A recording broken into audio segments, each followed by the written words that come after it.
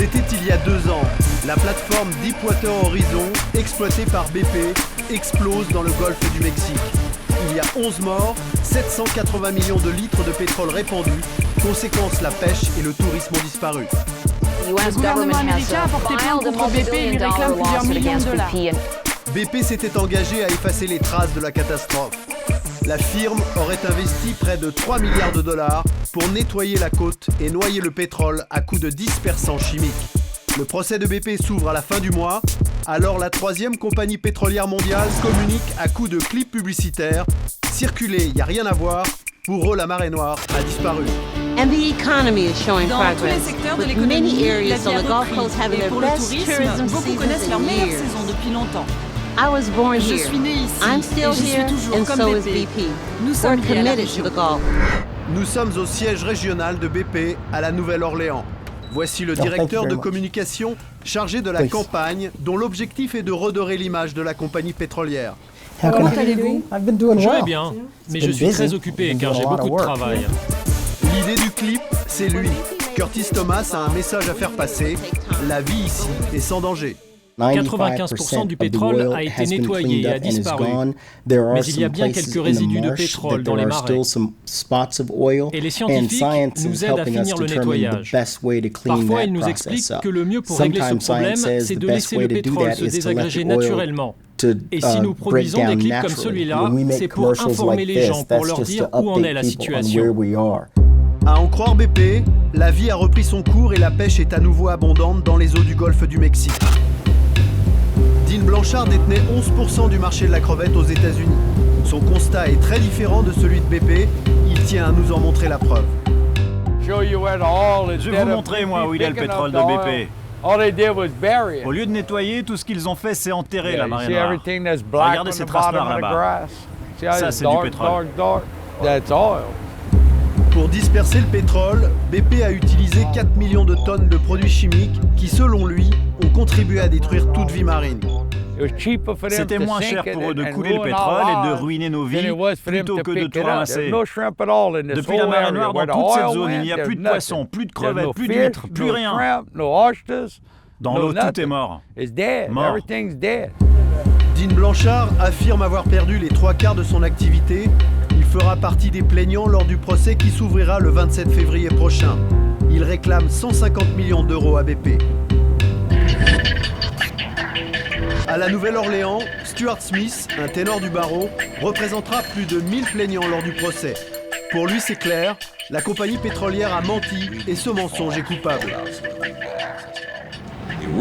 Le risque pour BP est beaucoup plus important si toutes les victimes se font connaître et réclament de l'argent.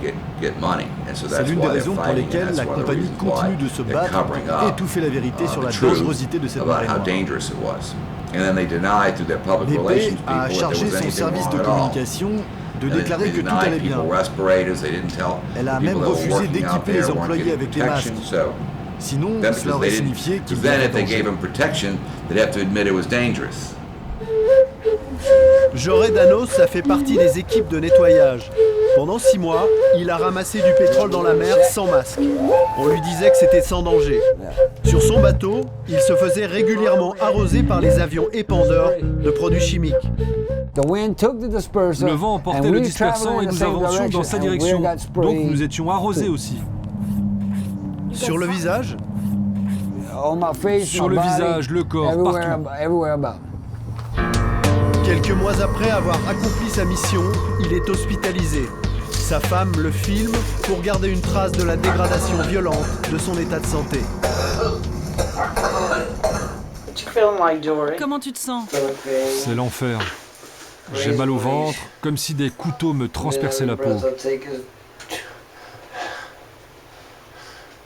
J'ai du mal à respirer, je manque d'air. Joré perd 20 kilos, 6 docteurs l'examinent sans résultat.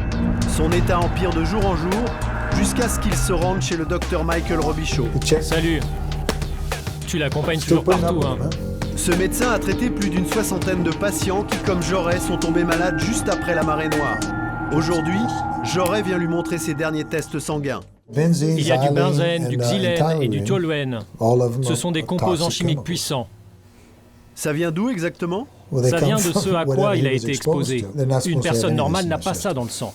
Ce médecin de Louisiane est le premier à parler officiellement d'intoxication due au pétrole et aux dispersants. Les symptômes les plus graves sont une forte irritabilité, des dommages neurologiques et des pertes de mémoire. Je vois des patients venir de Floride, d'Alabama, du Mississippi, de Louisiane et du Texas avec ces symptômes.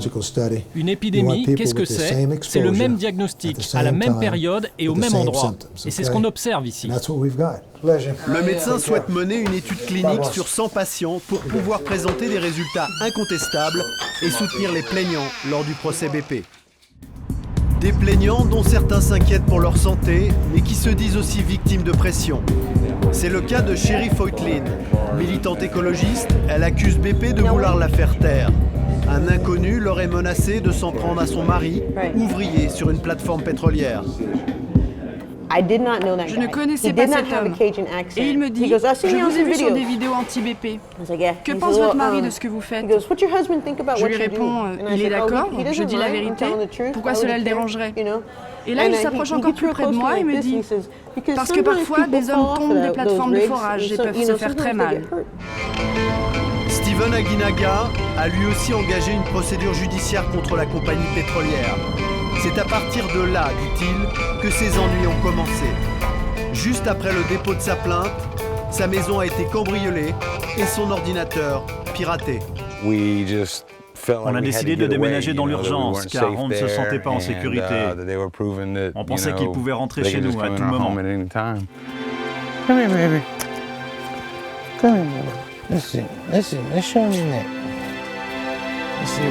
Alors qu'il ne se connaît aucun ennemi, il y a 6 mois, Steven a retrouvé 4 de ses chiens morts tout près de sa maison. La carcasse de l'un d'eux est toujours sur le bas-côté. Regardez, ça fait un cercle parfait. Et c'est quoi? Pour moi, c'est un 9 mm. Peut-être un 40 mm. Ils veulent nous faire peur. C'est comme s'ils nous disaient « Regarde ce qu'on peut faire à tes chiens. C'est facile de faire la même chose avec toi. » Rien ne permet d'affirmer que c'est fait un combat BP, mais Steven vit désormais dans la peur.